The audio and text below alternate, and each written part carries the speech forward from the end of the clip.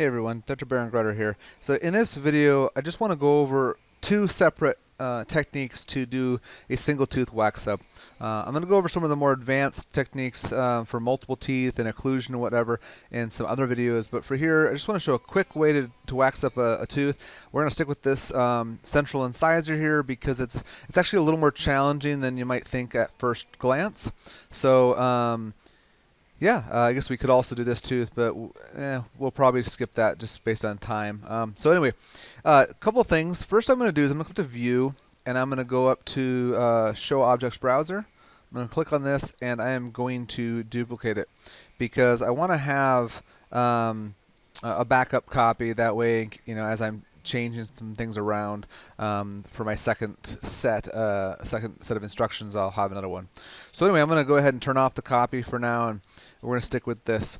So the first step is to bring in a sort of digital denture tooth, and this is definitely the easiest way to do things.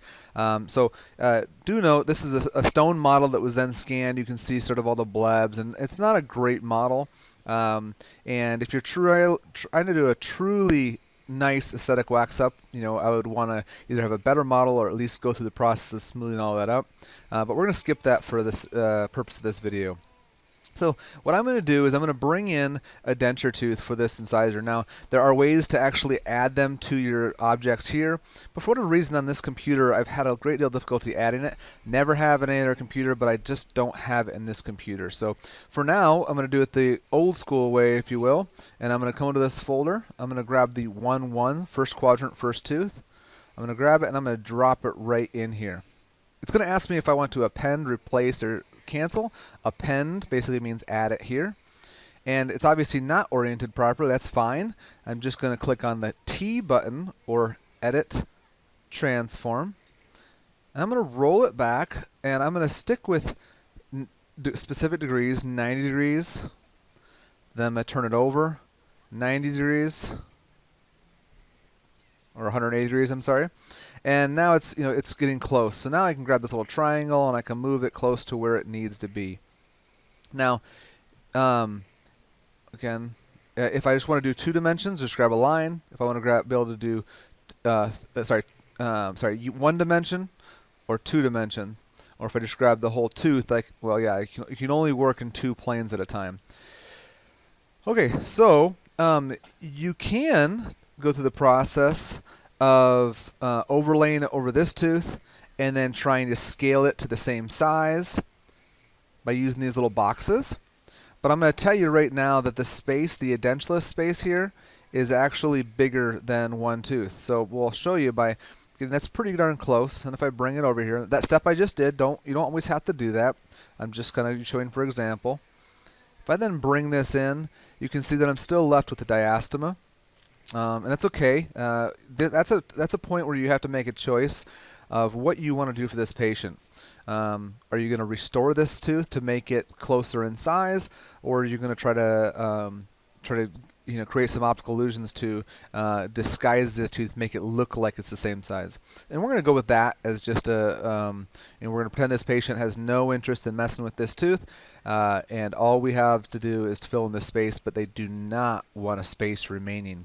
So we're going to do the best we can. So the tooth is relatively positioned. I'm going to roll it just a little bit. You can see this tooth is flared out, number 9, or the upper left central. And so I'm going to flare this one out sort of similarly. I'm going to bring it down a little bit. And I'm going to try to center it within the space, mesiodistally. Okay, diastema either side. And now I'm going to grab this little guy right here and I'm going to expand it. Okay, I don't have to get this perfectly filling the space. I'll show you how to kind of fix that in a minute. I want to bring it into contact and just into contact, and I might slide it over a little bit. Okay, so that's pretty well lined up.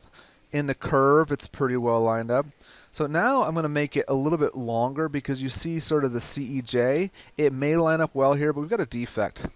And for the sake of a wax up, I'm going to try to really make it long and then insert that CEJ right into the gingiva.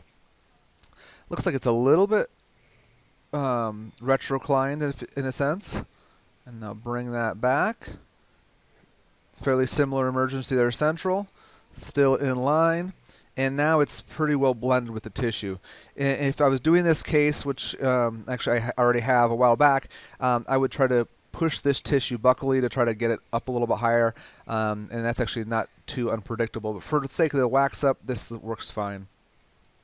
Now I'm going to make it just a little bit wider, and I'm going to bring it down a little bit.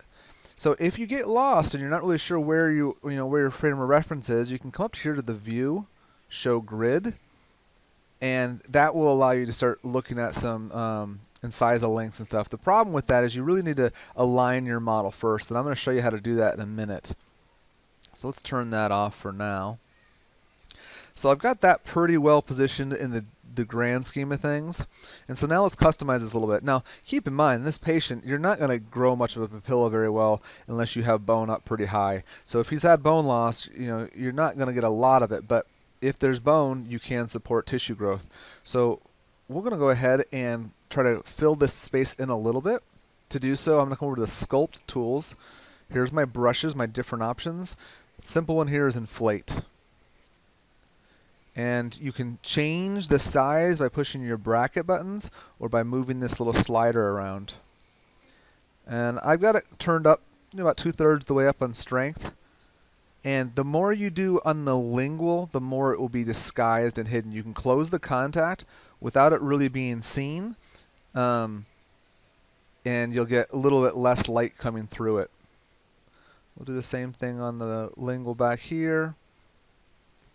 Okay, not too bad. And lastly, I'm going to come back to my brushes, and I'm going to go down to Robust Smooth. And this is what I'm going to use to kind of smooth off any additions I made. I don't want it turned up too high. And I can kind of click here. I'm going to soften this distal contact a little bit. Don't really worry about smoothing that back there. Now the anatomy here isn't quite right, so I'm going to soften this edge a little bit, soften this corner. Okay. And at this point, honestly, I'm probably just about done with this sort of a quick aesthetic mock-up, and more of a diagnostic mock-up more than anything. It's not exactly perfect, but it's pretty darn workable in my opinion. If I want to see what it looks like without the color distinction, if I hit Escape to get out of this tool and hold the Control button, I can click on this one, and now they become the same color. If you want to spend time inflating, using that same tool on the gingiva to bring this out to kind of mask it, that's fine, you can do that, but don't deceive yourself. If you're not planning to do a lot of work on this tissue, don't tell yourself you're going to get this big old bulk of tissue and bone supporting this, making it look perfect, and then present to your patient and then have them disappointed. If you have the skill set or the referral skill set to get that accomplished, then great, but again, don't do the work getting that all perfect if you don't believe or have the confidence that you can translate that to real life. Okay, so that is option number one. And I'm going to keep this as one solid video. I considered breaking it up into two, but hopefully that'll work for you. Now, one thing to keep in mind, if I'm done here, I can have these two selected. I have a tendency to click duplicate so that I can always come back and edit my work later if I want. Once it gives me two more files down here, I can click combine, and now the two STLs are not truly combined into one object. There are still technically two different surfaces. That's why there's different color distinctions. You could separate them out later if you wanted, but now when you export it, we can just say upper denture tooth Waxup. When I export this, it's going to be one file, and I can print the whole thing just as is. The tooth is well submerged within the tissue. The printer's not going to know the distinction between the two of them, and you'll be good to go. Okay? Again, this doesn't take into occlusion into account. Realistically, for a single tooth like this, I'm probably not going to worry too much about that. Not that I don't worry about occlusion, but I'm probably going to insert this in the mouth and then dial the occlusion in the mouth. When I say insert it, I mean I'm going to do an impression to then transfer that to the mouth, then dial in the occlusion, and then for my final restoration, I would re-impress that in the mouth. that may seem like a lot of steps, but honestly, sometimes just traditional methods are just more predictable. If you wanted to bring in your opposing occlusion, you could. If you wanted to thin this out, it looks like it's going to be high in occlusion. But again, we don't even have an opposing model, so we don't know where we are with that. So that's a whole different set of steps. So let's hide this for now, and let's go back up to our copied model, and let's talk about option number 2. And we're going to just go ahead and say that, call this upper option 2. Now this one is a little bit trickier, but it can result in an even better result if you have truly unique anatomy. Okay, so what we're going to do is we're going to try our best to replicate this tooth. Okay, there's actually 2 steps to this potentially depending on the space. I'm going to do a true replica first, and to do that I'm going to hit select or the S button, and I'm going to highlight this entire tooth. Now because of the roughness of this tooth, the roughness of this model, and the extra little stone chunks down there, this gets a little tricky. In fact, to save myself some trouble, I've worked this case up before and I found that issue. I'm going to turn this up real high. I'm going to make this really small, and I'm going to try to zip over these little areas down here. I like to have a nice, clean, distinct margin, but it's going to complicate the work I do moving forward, and I like easy. And then through here's pretty much okay. I'm just quickly smoothing things out just to make everything, again, move a little bit easier for me. Okay, so now, I can go back to the select tool.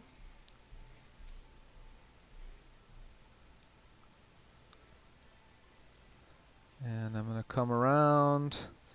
Try to get pretty close on the inside. It does not have to be perfect. I would actually err on the side of leaving a little bit unselected. If you accidentally get the adjacent tooth or the gingiva near it, you can cause yourself a little bit of grief.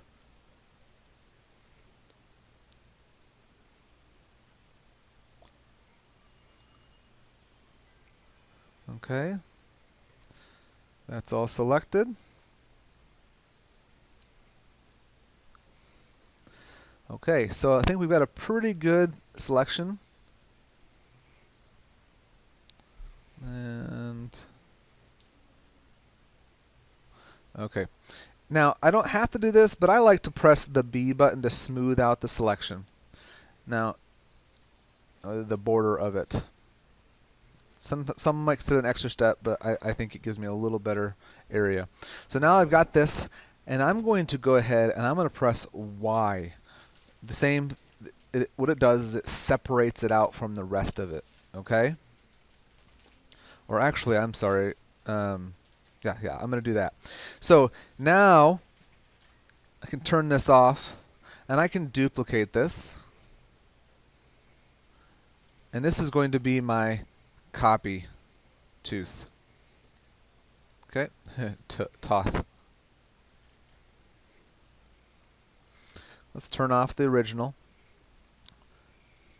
Well, let's take a look. The reason I left the original is I can go ahead and click these two and recombine them, and now that it's like I'd never dissected that tooth out. Okay, but I do have this extra little tooth that I can move around if I wanted, and I can play with. So the first thing I'm going to do is I'm going to try to seal off this hole. Okay.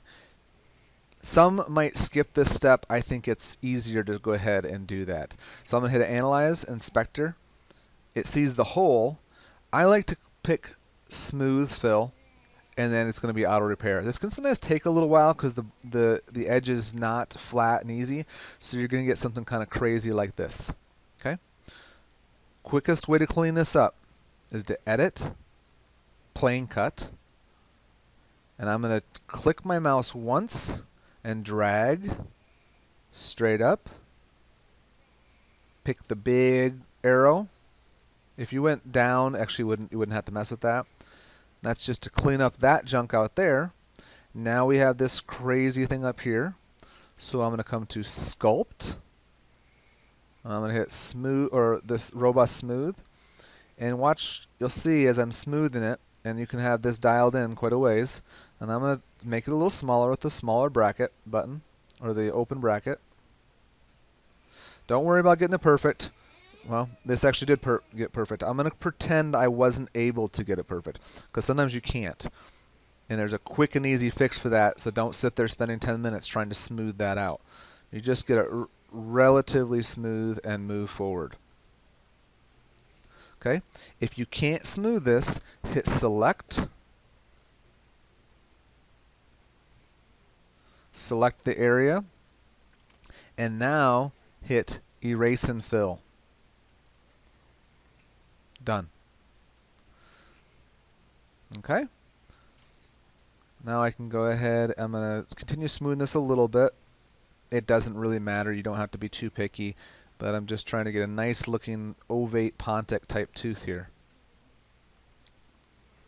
Spending a few, an extra 20-30 seconds on this can make life just a little bit easier on the next few steps. Alright, so that is now our tooth. I'm going to hit escape. And if I turn this back on, you can see how it hovers over top. So at this point, I still have this tooth selected. I'm going to click the Edit Mirror button, because I'm going to mirror image this tooth. Its instinct is to mirror the opposite direction, which means if you click the blue arrow, here's the tooth. If you had a perfectly symmetric space, you could bring it till it was right in contact, and you'd be done. However, we have a diastema back here. Okay, so now you decide, okay, well, I don't want a diastema between the lateral and the central, so I'm going to move it a little bit farther until I close that space. Okay, and if you feel like it's sticking out a little bit, if you change the angle, now I've mentioned this before in other videos, don't try changing it in here, it's too finicky. Keep your mouse clicked holding, or your mouse button holding, and come way away. You have much more precision. You can see as I turn this, where it mirrors changes. So I can sort of idealize the curve a little bit, have it the same prominence over the lateral. And now I've got similar overlap. Now remember, this is a Waxup. We're not going to be removing it, so if the contact's not perfect, it's okay.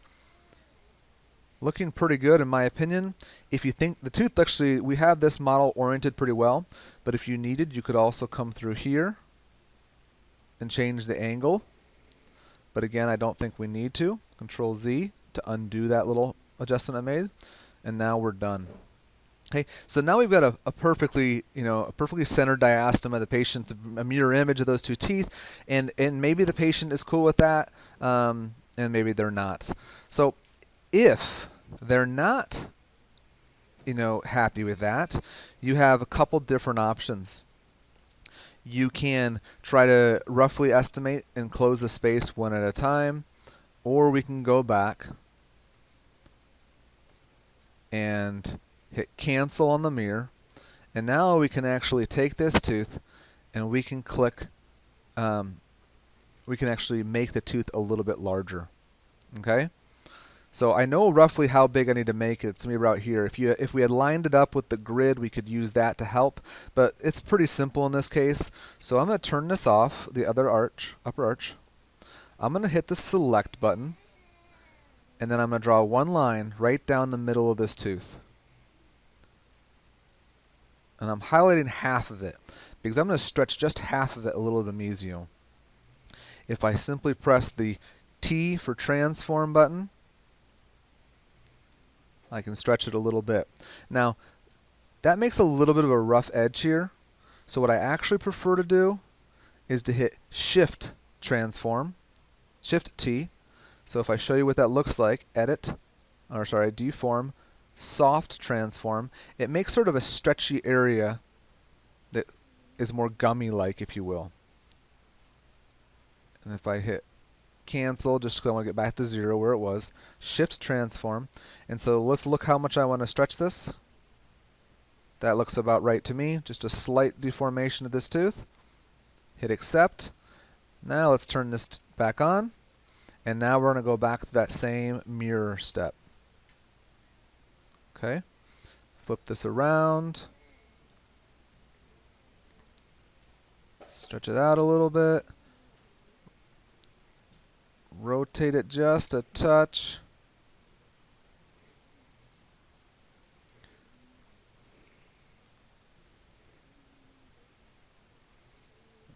And there we go. Now, still a little bit of diastema, so it tells me that when I stretched it, I didn't stretch it quite enough. Okay. Hit escape. Or sorry, Control Z. Control Z is your friend. And just stretch it out just a little more. And it's a wax up, so you can't really overdo it too much. Hit accept. Edit. Mirror. Flip it. And once again, let's just move it until we see that the contact is closed. Notice I accidentally didn't click the line, so now it's drawing a line. I don't want that. Control Z. Make sure you're on the arrow. Okay, it's closed. Let's rotate it just a touch.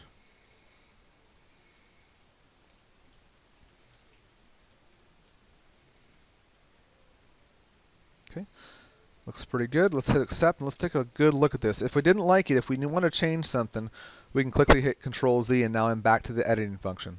But it's easiest to visualize it without that grid in my opinion.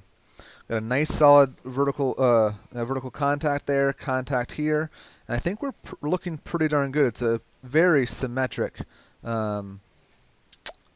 overlay, okay, wax up. So, if I'm going to do that, now all I want to do is I want to fill in that space. Now when we had the other tooth, it was a little bit easier to do so. So with this one, the denture tooth was easier, but with this one I'm going to hit brushes, inflate, and I'm going to come in, I'm going to zoom in here, and I'm going to make it a little bit bigger, or a lot bigger, and I'm going to start inflating from the very bottom of it, the pontic aspect of this tooth. Okay, making sure that I'm not affecting too much of the facial aspect of this tooth. You can't overinflate into the gingiva because it's just going to print as part of it.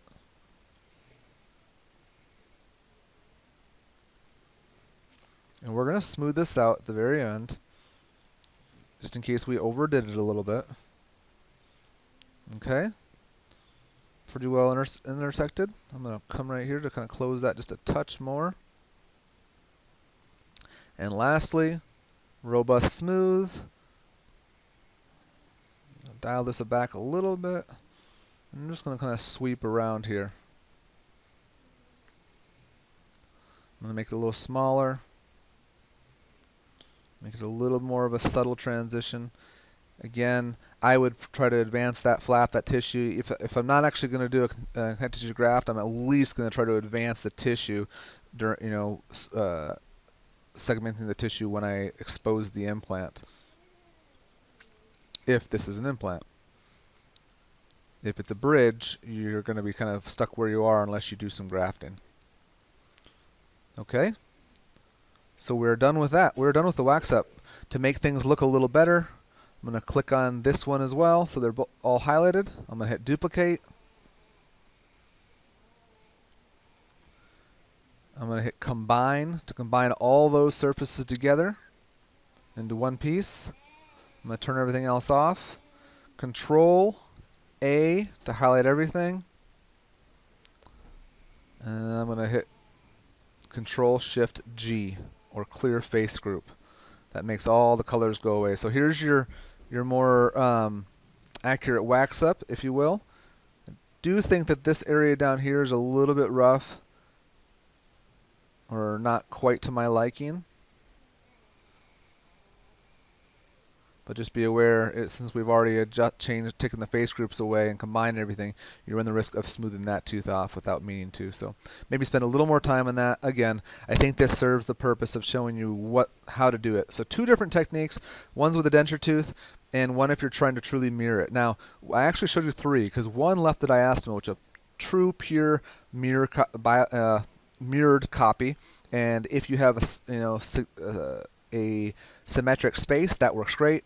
If you have an asymmetric space, now this is telling the patient that we need to do a wax, to do some bonding, a veneer or some bonding to fill this space here. Notice what I've done here, in case you're not familiar with this, is right now I've got the actual Waxup selected. If I turn on this, they overlay. Okay. If I have this selected, it sets it as transparent, but you can see the overlay inside of it. Okay.